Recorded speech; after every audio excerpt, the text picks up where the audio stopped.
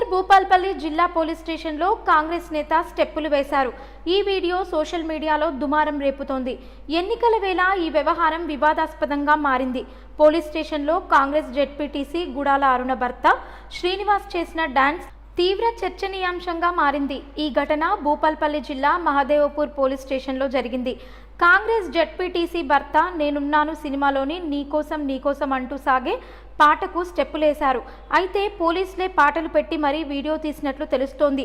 దీంతో ఇదేం తీరు అంటూ పోలీసులపై విమర్శలు వెల్లువెత్తుతున్నాయి. ఇది పోలీస్ స్టేషనా లేక డాన్స్ ఇన్స్టిట్యూటా అంటూ ప్రజలు ముక్కున వేలేసుకుంటున్నారు. ప్రస్తుతం కాంగ్రెస్ జెడ్పీటీసీ భర్త పోలీస్ స్టేషన్లో చేసిన డాన్స్లకు సంబంధించిన వీడియో సోషల్ మీడియాలో వైరల్ అవుతోంది.